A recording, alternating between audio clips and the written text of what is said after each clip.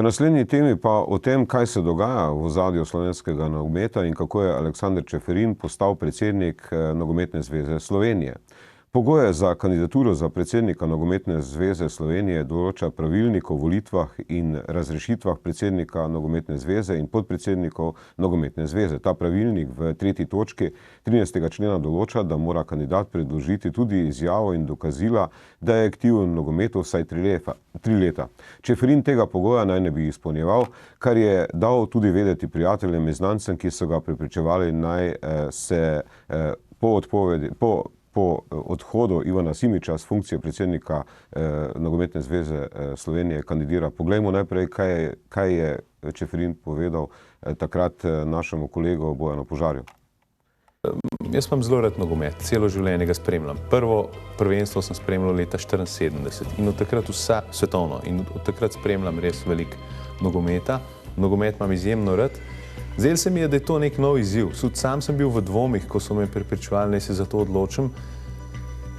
Včasih za sekundo sem tudi zdaj v dvomih, ko vidim, koliko je pravzaprav teh obveznosti. Ampak po drugi strani je pa tako, da je to zanimiva stvar, da pač 4-letni mandat je potrebno narediti, kar se da, ne pomeni pa to, da se bom še naprej potegoval za to mesto. In pravzaprav spoznaš ene izjemno zanimive nove ljudi. Pravzaprav ta fascinantna je ta organizacija UEFA, FIFA, to je pravzaprav, po moje, je UEFA sigurno ena najmočnejših firm, če lahko tako rečem, na svetu. No, videli smo, kaj je Aleksander Čeferin povedal kmalu po izvolitvi za predsednika Nogometne zveze Slovenije Bojanu Požarju v Požar Reportu, ampak zdaj v javnost so pa prišle nekatere informacije o domnevnem ponarejanju dokazil o izpolnjevanju pogojev in sicer glede let aktivne udeležbe v nogometu Nogometne zveze Slovenije, kar naj bi se zgodilo preko zapisnikov upravnega odbora kluba malega nogometa Litije. Aleksander Čeferin namreč do februarja 2011, ko je kandidiral za predsednika Nogometne zveze Slovenije za mandatno obdobje 2011-2015, ni bil aktiven v Nogometni zvezi Slovenije. Pa zdaj aktivnost v nogometu, to verjetno, Ivan, ti veš, pomeni, da si ali registrirani igralec, ali trener, sodnik, delegat, funkcionar kluba, ali član uprave kluba, ali član lokalnih nogometnih zvez. Zdaj te pogoje, kot sem rekel, določa ta pravilnik. Ali ti je kaj znano, kako so urejali to potrdilo oziroma dokazila o aktivnosti v nogometu za 3 leta? Torej, ni mi znano to, kaj so urejali in kako so počeli. Jaz, ko sem 17. novembra 2010 odstopil, sem zapustil Nogometno zvezo in praktično do 6. oktobra 2016, ko sem se po dolgem času prvič udeležil ogleda tekme, to je bilo proti Angliji v Ljubljani, nisem imel nobene zveze z Nogometne zveze z nobenim, nisem se pogovarjal, torej na nek način sem bil tudi kot človek, ki se iz tega izključil, kajti kot iz neke funkcije gre se pol tudi ne vračam. Vmes sem bil tudi v Beogradu, kjer sem bil direktor davčne uprave. Slišal sem marsikaj, da se marsikaj govorilo, kaj je bilo, res ne vem. Vem samo, ko sem odstopil, da so, bom rekel, podpredsedniki, ki so ostali na zvezi, so iskali nekoga, ki bi namesto mene prevzel Nogometno zvezo in bi bil izvoljen, in potem so najdli Aleksandra Čeferina, kar je za mene bilo takrat, bom rekel, dosti pozitivna zadeva, kajti Aleksandra zelo dobro poznam in vem, da je to sposoben tudi početi.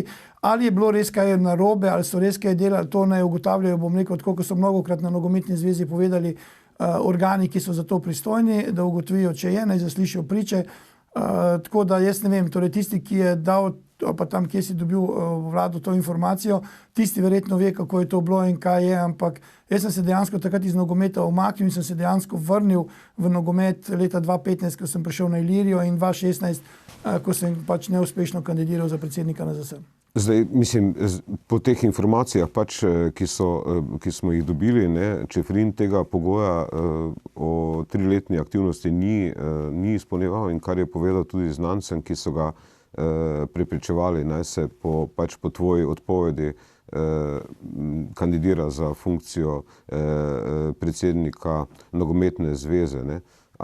Kaj bi to pomenilo po tvojem, Aljuš, če bi se pokazalo, da je pač vplivni odvetnik postal predsednik nogometne zveze, kasneje pa tudi predsednik UEFA na, bi rekel, dosti sporen ali pa na način z nekim ponarejanjem dokumentov oziroma zapisnikov? Ja, zdaj, Vlado, jaz mislim, da gre tukaj za neko tako tipično slovensko zgodbo. Ne? Se pravi, človek je že nehal biti predsednik Nogometne zveze Slovenije, zdaj pa so se pojavili nekateri, ki zdaj upravičeno ali ne, tega ne vemo, mu učitajo, da sploh ni izpolnjeval pogojev za to, da je kandidiral. Ne? Jaz mislim, da je bolj pomembno, da mi pogledamo, kak pečat je pustil v slovenskem nogometu Aleksander Čeferin in na kakšen način zdaj vodi Evropsko nogometno organizacijo. Jaz sem šel pogledati številke, ne, in moram povedati, da v finančnem smislu poslovanja gospoda Čeferina na čelu Nogometne zveze Slovenije ni bilo ravno zgledno. Ne. Nogometna zveza Slovenije ima, mislim, da 8 milijonov dolgov in pa 1 milijon evrov primanjkljaja iz lanskega leta. Ne. Najin kolega Ivan, ko je on zapuščal, recimo, da imamo za primerjavo Nogometno zvezo Slovenije, je pustil 1 milijon evrov plusa na računu in Nogometna zveza ni bila zadolžena. Če pogledamo v tekmovalnem smislu, kakšen pečat je pustil gospod Čeferin v Nogometni zvezi Slovenije, lahko ugotovimo, da v teh 5 letih, ko je bil na čelu zveze, se Slovenija ni uvrstila na 3 velika nogometna tekmovanja. Zadnje veliko nogometno tekmovanje, na katerega se je Slovenija uvrstila, se je uvrstila na svetovno prvenstvo leta 2010, ko je Nogometno zvezo še vodil Ivan Simič. Ne. Zdaj seveda vsi navijači držimo pesti, da jim bo zdaj v 4. poskusu končno uspelo in se bojo kvalificirali na svetovno prvenstvo. Kar pa zadeva vodenje Evropske nogometne zveze strani gospoda Čeferina, moram pa reči, da sem bil presenečen, ko sem strani slovenskih športnih novinarjev zasledil tako rekoč v en glas euforično poudarjanje, kako dobro se je spogajal s FIFO glede števila mest evropskih nogometnih reprezentanc na prihodnjih svetovnih prvenstvih,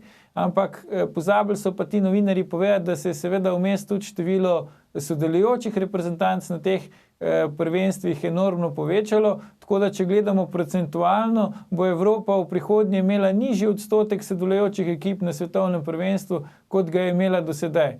Tisto, kar hočem povedati je, da je gospod Čeferin zelo vpliven človek, da prihaja iz zelo vplivne odvetniške družine, da je že na čelo Nogometne zveze očitno prišel kot favorit iz nenogometnega okolja in da je tudi po lastnih besedah, kar smo videli iz intervjuja pri našemu kolegu Bojanu Požarju, videl svojo funkcijo na čelu Nogometne zveze Slovenije zgolj in izključno kot odskočno desko, da se lansira v UEFA in lahko ugotovimo, da mu je to v celoti uspelo, ker je zdaj pač postal predsednik Evropske nogometne zveze.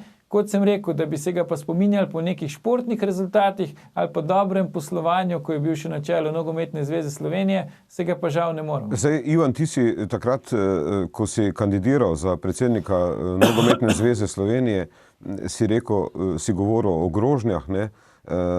In da si zaradi tega odstopil, ne, kdo ti je grozil oziroma kakšen je vpliv tega sodniškega lobija recimo v slovenskem nogometu, ki ni samo, v bistvu, ki ne deluje samo v Sloveniji, ampak deluje tudi recimo na mednarodnem nivoju oziroma v UEFA.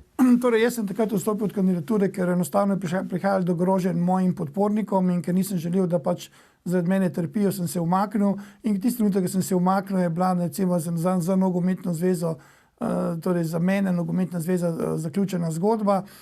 Tisti, ki so to počeli zadnji, ne bom rekel, da pripadajo sodniškemu lobiju, kajti z gospodom Šajnom sva v dobrih odnosih in sva se tudi o tem veliko pogovarjala. Torej, to so bili nekateri drugi ljudje, ki niso želeli, da pridem na Nogometno zvezo. Ampak zaradi čega? Zaradi tega, da ne bi revizije poslovanja delal za nazaj, ker ti si vendarle finančnik in bi seveda pogledal, kaj se z denarjem dogajalo. Torej, prav gotovo neuradne informacije, ki jih dobijam, so se bali, da bi jaz postal, ne vem, predsednik Nogometne zveze in da bi pregledal poslovanje in da bi videl, da je karkoli narobe, kajti jaz sem še zmer mnenja, da gradnja poslovne stavbe na Brdu je bila neracionalna, kajti v Ljubljani smo imeli pripravljeno in mislim, da je bilo že gradbeno dovoljenje in vse, da na isti lokaciji na Črinu izgradimo za cirka 1,5 milijonov ravno tako veliko stavbo. Tu je pa stalo koliko? 11 milijonov, vse skupaj 7 milijonov. Tam je z igrišči stalo vse skupaj toliko.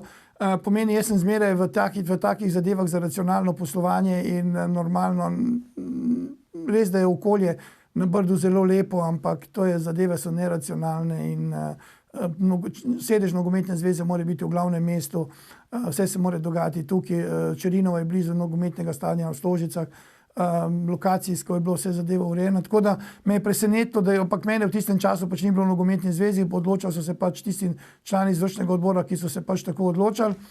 Dejstvo je pa, da je nogometna zveza danes zadolžena in ni bilo nobene potrebe. To me zanima, v bistvu, ali bo končala kot nek Titanik ob dejstvu, da imamo pravzaprav gospoda Čeferina na čelu UEFA in da nek denar, mislim, da so razdelili zdaj, mislim, da 1 milijon evrov naj bi dobile nogometne zveze oziroma 50 milijonov naj bi razdelili. Vsaka članica UEFA je dobila po 1 milijon evrov, pomeni razdeljenih je bilo 55 evrov, kar je prav gotovo za Slovensko nogometno zvezo, bom rekel, da predstavlja cirka 10 ali pa 9% proračuna, ampak glede na to, da je tudi obrok za posojilo UEFA 800 000 evrov, pomeni, da bo ta denar lahko na nek način tudi vrnjen nazaj UEFA. In jaz samo si srčno želim, da se bo Nogometna zveza Slovenije letos uvrstila na svetovno prvenstvo in da bo pač dobila ta dodatna finančna sredstva, ki jih potrebuje, kajti moji izračuni nekako kažejo, da bi morala Nogometna zveza se uvrstiti v naslednja 3 prvenstva, na velika prvenstva, da bi lahko ustvarila nek dobiček. Sicer bo v bistvu bankrotirala. Sicer bi se bo moral najti neki sponzor, ki bo to vse pokril in moj problem je samo ta, da se pač spoznam na številke, da iz teh bilanc vidim, kaj pomeni. Jaz sem tudi zadnjič delal eno analizo, ker sem tudi objavil v reviji Denar, sem primerjal Nogometno zvezo z drugimi zvezami, tudi nekatere klube sem pregledal bilance, kajti da se tudi ljudje o tem začnejo pogovarjati, da ni vse tisto, kar je lepo in kar piše v medijih, ampak da tudi tisto, kar dejansko pokažejo številke in pri takem poslovanju dejansko moraš biti racionalen in to je pač moja težava, ker nikoli nisem upal na veliko riskirati, ampak sem zmeraj delal v okviru tistega, kar smo imeli na razpolago. Dobro, ker smo že presegli seveda naš čas, bi bila zanimiva še seveda debata o nogometu, o ozadju dogajanja v nogometu. Jaz se vam zahvaljujem, da sta sodelovala v nocojšnji oddaji. VV Faktor, vam, spoštovane gledalke in spoštovani gledalci, hvala za pozornost in lahko noč. Vse veste, resnica boli, komentar je še bolj in ni vseeno, kdo kaj reče. Lahko noč.